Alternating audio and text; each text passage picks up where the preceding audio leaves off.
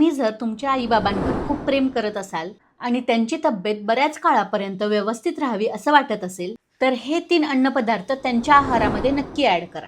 बघा, 45 ते 50 वयानंतर शरीरामध्ये बरेच आजार येतात, जसं की हाडं आणि मसल्स खूप कमकुवत होतात, हृदयाचे विकार वाढतात, तर सतत थकवा जाणवणं, एनर्जी खूप कमी होणं अशी बरीच लक्षणं दिसतात. त्यामुळे हे 3 अन्नपदार्थ जर तुम्ही त्यांना दिले तर त्यांना खूप सारे पोषक घटक त्यातून मिळून जातात. तर पहिला पदार्थ आहे फ्लॅक्सीड्स म्हणजे जवस.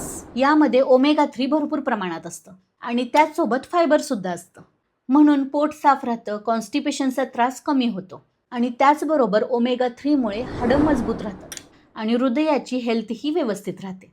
त्यामुळे रोज 1 ते 2 चमचे फ्लॅक्स सीड्स खायला सुरू करा. दुसरा पदार्थ आहे अळीव.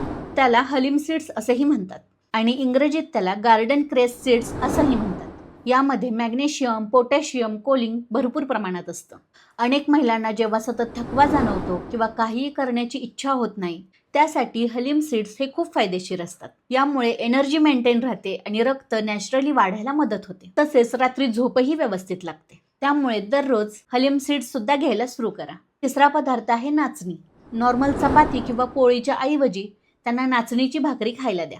नाचणीमध्ये कॅल्शियम भरपूर असतं, त्याचसोबत आयर्न सुद्धा असतं आणि फायबर सुद्धा असतं. यामध्ये कॅल्शियम जास्त असल्यामुळे हाडं आणि मसल्स मजबूत राहतात.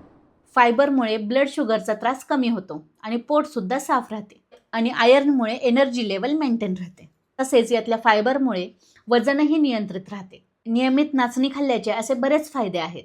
तर या 3 पदार्थांचा आहारात रोज समावेश केला तर तुमच्या आईबाबांची तब्येत दीर्घकाळ व्यवस्थित राहील. तर हे पदार्थ रोज कसे घ्यायचे याची सोपी रेसिपी हवी असेल तर कमेंटमध्ये येस असं लिहा आणि ही रील आत्ताच तुमच्या आईबाबांना शेअर करा.